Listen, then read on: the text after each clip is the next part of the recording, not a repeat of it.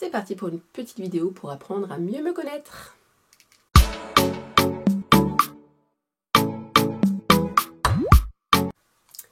Je suis très contente de vous retrouver aujourd'hui pour une vidéo qui change un petit peu de ce que je fais habituellement. Il s'agit donc de la vidéo tag mieux me connaître parce que j'ai été taguée par Emma de la chaîne Friendly Couture. Si vous ne la connaissez pas encore, sa chaîne sera bien entendu dans la barre d'infos. Je vous invite à aller la découvrir si vous voulez mettre un petit peu de peps et de soleil dans votre vie. C'est là qu'il faut aller. Ce tag a été créé par Caroline de la chaîne Caroline Création. Il a tourné un petit peu beaucoup même au niveau de la communauté couture. Et moi, forcément, je m'exécute 15 ans après tout le monde. Mais voilà, ça fait partie de mon charme. Il y a donc 10 questions et on va partir tout de suite pour la première qui est: quel est ton âge et où habites-tu? Alors, j'ai 35 ans et toutes mes dents. Et j'habite la belle ville de Strasbourg. Je suis une Strasbourgeoise pure souche. Je suis née à Strasbourg et je n'ai toujours vécu qu'à Strasbourg. Voilà, Strasbourg, c'est ma ville de cœur. C'est ma ville que voilà, c'est la seule chose que je connais et c'est une ville que j'aime énormément. Voilà. Donc, Strasbourg en Alsace, dans le Grand Est, pour ceux qui ne situent pas. Voilà. D'où vient le nom de ta chaîne YouTube? Alors, mon coin de bonheur, il faut savoir que à la base, c'était un blog.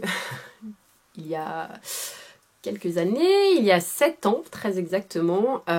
C'est un blog que j'ai ouvert après la naissance de mon second fils, quand j'étais en congé parental. J'avais besoin en fait de me recentrer un petit peu sur des choses pour moi. Et c'était un blog qui parlait principalement de beauté, de maquillage, parce que ce sont des sujets qui m'intéressent beaucoup, mais j'y parlais aussi de maternité, de sport, enfin de sport, vite fait, de recettes, enfin voilà, c'était un petit peu bon, pense-bête, c'était un petit peu, enfin voilà, c'était un endroit où je partageais un petit peu sur tous les sujets qui m'intéressaient. Et du coup, quand j'avais cherché justement un nom pour ce blog, je ne voulais pas me cantonner à un nom qui m'enferme dans une case, parce que je sais comment je suis et que je suis, comment dire, voilà, je suis difficilement monocentrée.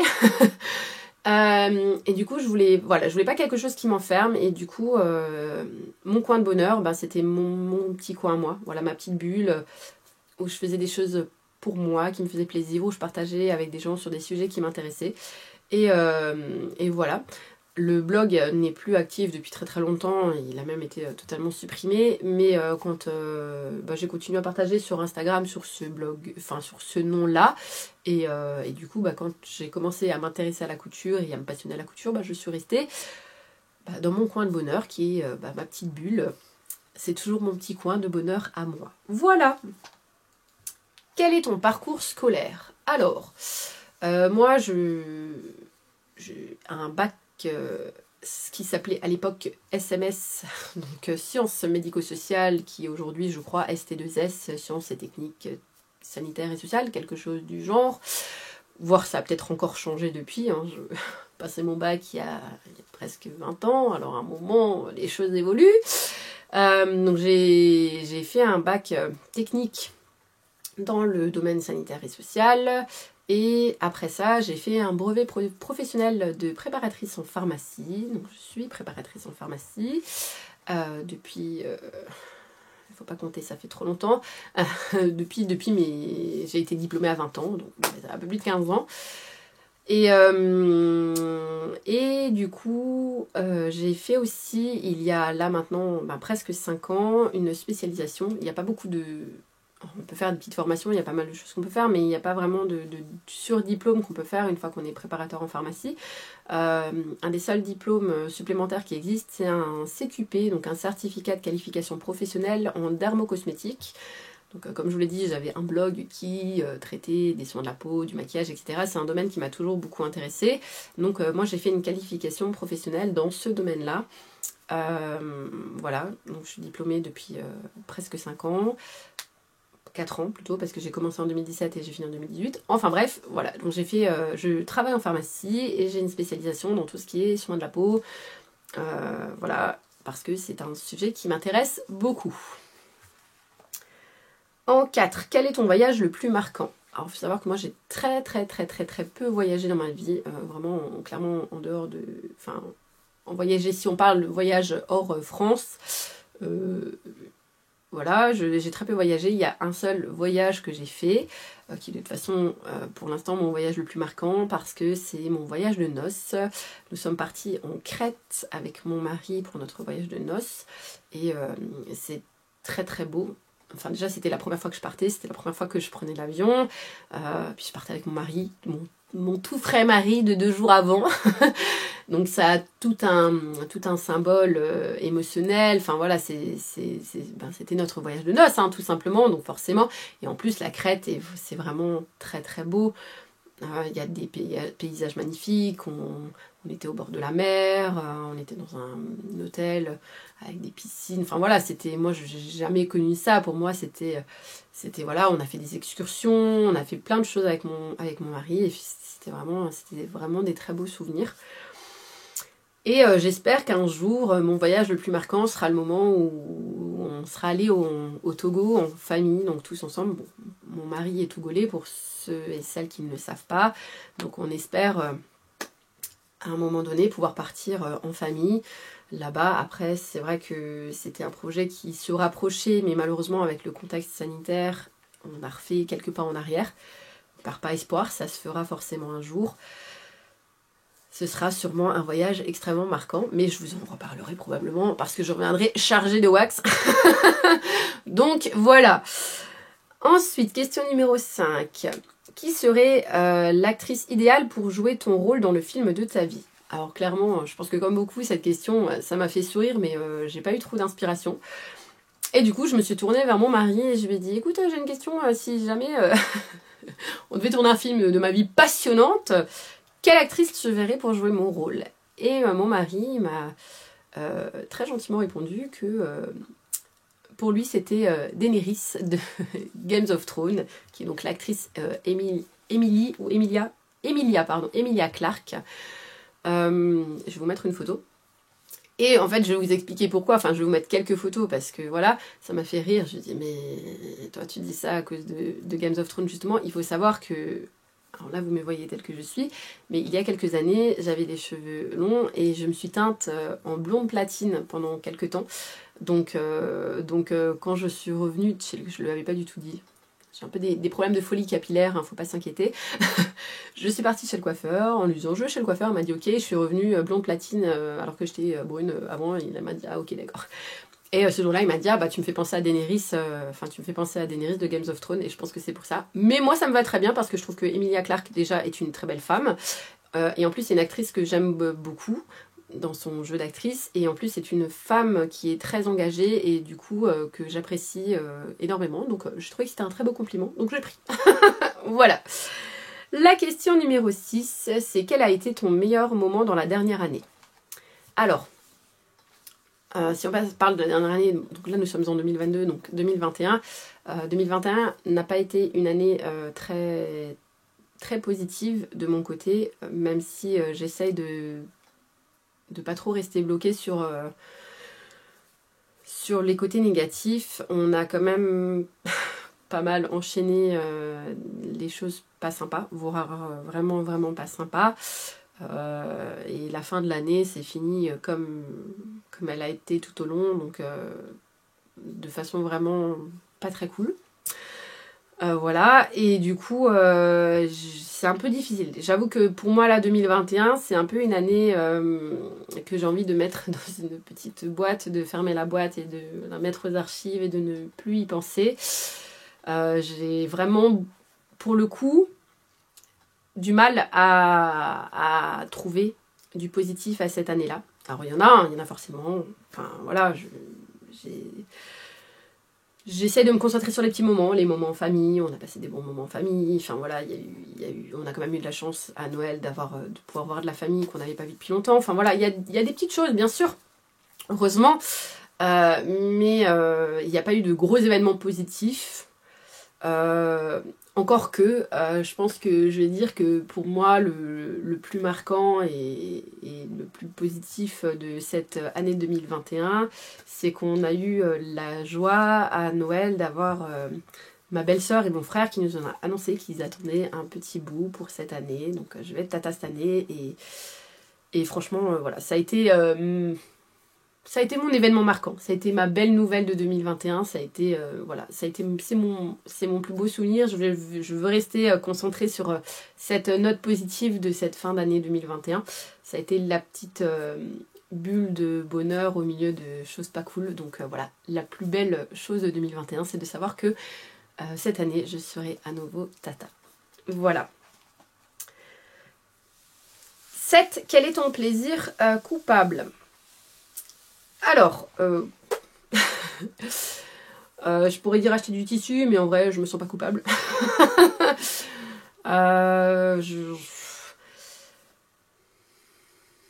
J'en ai pas vraiment. Je pense que là, pour le coup, je vais citer Vanessa, des Malices de Vanessa, qui, quand elle a répondu à ce tag, a dit quelque chose que j'ai trouvé très juste, qui était à partir du moment où il y a du plaisir, je vois pas pourquoi, enfin, plaisir et culpabilité, ça va pas ensemble. Et je suis bien d'accord avec elle. À un moment, il y a déjà tellement de choses pas cool qui se passent, sur lesquelles on n'a pas forcément accès. Il y a déjà tellement de rigueur et tellement de choses cadrées sur lesquelles on ne peut pas forcément... enfin voilà, ce qui sont comme ça. À un moment, faisons-nous plaisir. On veut s'acheter du tissu, bah, achetons-nous du tissu, cousons-le derrière, hein, enfin bon, ou planquons-le dans la voiture, n'est-ce pas Sonia? Ou voilà, enfin, mais si ça nous fait plaisir, on veut manger un bout de chocolat, alors bien entendu, à partir du moment où on ne se met pas en danger soi-même ou autrui, bah, faisons-nous plaisir. À un moment, la vie est courte, il faut savoir lâcher prise sur certaines choses, et puis voilà, donc pas de plaisir coupable, pas mal de plaisir, de la couture, des tissus, de la gourmandise, mais pas trop de culpabilité, il y en a déjà bien assez dans ma vie sur bien assez de choses, donc voilà, j'ai décidé de laisser la culpabilité au placard. En numéro 8, quel est le YouTube qui t'a inspiré à démarrer ta chaîne? Alors il y en a eu pas mal, alors clairement, ben, la base, je vous en ai déjà parlé plein de fois, il y a eu bien sûr Emma de Friendly Couture. Je pense qu'elle fait partie vraiment de ceux qui m'ont donné envie, parce il y a de la couture, enfin c'est décomplexé, c'est pas pris de tête, enfin voilà. Et puis ben, Sandrine de SB Création, parce qu'à un moment l'année dernière justement elle disait bah allez-y, lancez-vous, enfin, ou l'année d'avant, je ne sais même plus depuis combien de temps, l'année d'avant, je crois que c'était l'année d'avant parce que je me suis lancée en octobre 2020.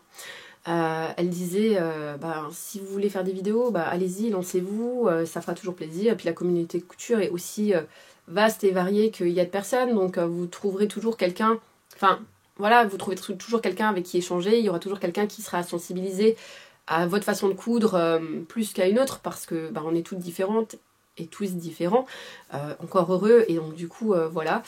À l'époque, il y avait le chat qui guette. J'ai perdu son prénom. Maëlle. En fait, elle ne dit jamais son prénom. Et du coup, mais c'est le chat qui guette. Elle ne fait plus de vidéos, mais j'aimais beaucoup ses vidéos aussi. Enfin voilà, il y a... En fait, c'est cette diversité-là sur YouTube qui m'a fait me dire, bah ok, pourquoi pas moi? Et puis j'aimais bien ce côté aussi. J'en ai oublié une très importante pour moi, c'était Lauriane, du boudoir de Lauriane, parce que justement, j'aime son côté structuré. Et je me disais, ah oui, j'aime bien ça, le fait de faire des vidéos, ça va me permettre de... Bah, je serai obligée de cadrer, je serai obligée de tenir mon journal de couture, et du coup, je serai obligée d'être encore plus carrée, et du coup, de pouvoir me souvenir, si j'ai un doute, ça m'arrive de retourner sur certaines de mes vidéos pour chercher une info. C'est mon pense-bête, en fait. Mais c'est mon pense-bête qui, en même temps, me permet d'échanger avec vous, et c'est tellement enrichissant. La communauté couture, elle est quand même relativement bienveillante, et on a toujours beaucoup d'échanges quand on pose une question, il y a toujours des retours, il y a toujours des astuces qui sont données, et je trouve ça tellement positif, et justement ça fait tellement de bien au moral, ça fait tellement de bien au moral de, voilà, de trouver des gens avec qui échanger. Alors moi j'ai la chance d'avoir ma maman qui fait de la couture, donc dans mon entourage proche, et ma tante aussi, donc dans mon entourage proche, il y a des gens avec qui je peux échanger couture, mais malgré tout, d'échanger avec des personnes qui ont mon âge, ou voilà, ou même d'échanger, enfin voilà, avec des personnes qui ont tout âge, et justement chaque point de vue est intéressant, et chaque vision de la chose et hyper enrichissante. Et moi, voilà, c'est ça qui m'a donné envie. J'aime l'échange, j'aime le partage. Et je me suis dit, bon, ben voilà, la couture, ça prend de plus en plus de place dans ma vie. J'aime de plus en plus ça. Et il y a tellement de retours et c'est tellement sympa cet échange que voilà, ça m'a donné envie de me lancer. Et je le regrette pas. J'ai pas toujours autant de temps que je voudrais pour le faire. Mais j'essaye. On passe à la 9e question. Décris-toi en 3 mots. Bavarde. Je pense que vous l'aurez remarqué. Empathique. C'est quelque chose qui revient souvent. Empathique, hypersensible, c'est un petit peu la même chose. Après, je n'aime pas trop me mettre dans des cases, mais empathique. On va dire empathique parce que oui, je le suis. Je suis souvent très touchée par ce qui arrive aux autres, de bon comme de mauvais. Mais voilà. Et psychorigide. Non, en fait, je suis très... comment dire j'ai un côté très carré et à côté de ça, j'ai un côté très bordélique. C'est 2 extrêmes qui s'opposent, qui sont en lutte permanente. Non, mais... Voilà, c'est moi. Non, mais oui, non. On sait pas trop. Je pourrais dire retardataire aussi, mais c'est pas très valorisant. On va trouver des choses un peu positives quand même encore. Je suis appliquée. Je suis très carrée, je suis très scolaire en fait. J'ai beaucoup de mal, enfin j'ai beaucoup d'admiration pour les gens qui savent faire des choses en totale autonomie, qui font du upcycling, enfin voilà, qui prennent des trucs, qui créent sans patron. J'ai énormément d'admiration parce que moi je suis très scolaire, je prends mon patron, je décalque mon patron, je suis les étapes comme c'est. Alors un peu moins maintenant sur certaines choses parce que j'ai pris mes petites habitudes, voilà. Mais même pour faire une trousse basique, j'aime bien avoir le truc à côté de moi pour pouvoir suivre les étapes, même si je sais monter la trousse sans avoir besoin de ça, mais ça me rassure. Voilà. Donc j'ai un côté très carré, je suis très bavarde, mais comme dit ça vous l'aurez remarqué, et ouais je suis empathique, on va rester sur ça. Et pour la dernière question, où te vois-tu dans 10 ans? Alors dans 10 ans, dans 10 ans j'aurai 45 ans, mes enfants auront 18 ans, 17 ans et 13 ans. Autant vous dire que quand je dis ça j'ai mal. Non, ce sera une autre vie, ce sera différent, où je serai, je ne sais pas, j'espère toujours là, toujours avec mon mari, toujours avec mes enfants. Peut-être plus dans cette maison parce que... Enfin, cet appartement, parce qu'on est en appartement et que l'appartement est très bien, mais malgré tout un peu petit pour le nombre de personnes qu'on est. Donc, on espère, dans un futur plus ou moins proche, éventuellement pouvoir avoir plus grand ou pas. J'espère que je ferai toujours de la couture. J'espère que j'aurai une garde-robe principalement cousue main. Mais ça, l'avenir nous le dira. Sinon, au niveau de mon travail, je suis très bien là où je suis. J'espère juste continuer à faire des formations parce que c'est des choses qui m'intéressent. À faire des formations, j'aimerais bien dans la nutrition parce que c'est un sujet qui m'intéresse, par exemple. Enfin voilà, ou dans d'autres domaines d'ailleurs. Mais je me vois là. Alors sur YouTube, je ne sais pas. Je ne sais pas si je serai toujours dans 10 ans sur YouTube. Probablement pas, peut-être pas. L'avenir nous le dira. Mais voilà. Donc j'en ai fini avec les 10 questions. Je vais juste en rajouter une petite parce que quand j'avais écrit sur Instagram que j'allais faire cette petite vidéo, j'ai Claire quand Lydie dort maman cou, je fourché, m'a demandé si j'avais déjà cousu de la lingerie ou si je comptais m'y attaquer. Alors, j'ai cousu un seul truc, c'est une culotte de règle qui est pas hyper probante, probablement à cause du tissu choisi, de la taille, enfin ma pose de biais élastiqué était pas top non plus, bah, c'était ma première pose de biais élastiqué, mais c'est vraiment quelque chose que j'aimerais faire aujourd'hui, enfin cette année, pas aujourd'hui mais cette année. J'ai fait un petit peu le point, j'ai en plus pas mal de patrons, de culottes, de soutien-gorge, j'avais aussi acheté la Bohème, c'est le patron de la nuisette de chez Étoffe Malicieuse, qui peut aussi se faire en soutien-gorge, enfin un soutien-gorge triangle, parce que moi je porte pas tout ce qui est avec armature. C'est vraiment quelque chose que j'aimerais faire cette année, et d'ailleurs j'hésite à faire l'acquisition de patrons pour faire des culottes ou des soutiens-gorge en chaîne et trame. J'en ai trouvé plusieurs modèles et du coup j'hésite un petit peu. Il y a le modèle de Fit You. Et il y a le modèle, il y a la culotte Bel Air, je crois. Enfin bref, j'en ai trouvé plusieurs, donc si jamais dans les gens qui me suivent, il y en a qui ont déjà cousu des culottes en chaîne et trame, j'aimerais bien votre retour parce que je me dis que ça pourrait être sympa pour faire mes chutes de wax et je me vois bien avec des culottes en wax. Voilà, sinon j'ai pas encore cousu, mais c'est vrai que ça m'intéresserait bien, mais ça me fait un peu peur. La lingerie c'est un peu technique avec les poses de billes, l'élastique, tout ça. C'est pas forcément... Enfin voilà, je pense que ça peut être accessible, mais je ne m'y suis pas encore attaquée. J'espère cette année peut-être. On en reparlera dans ma vidéo bilan 2021 et projet 2022. Sur ce, je pense que cette vidéo a été bien assez longue. J'espère que malgré tout, elle vous aura intéressé, que vous aurez peut-être appris des choses.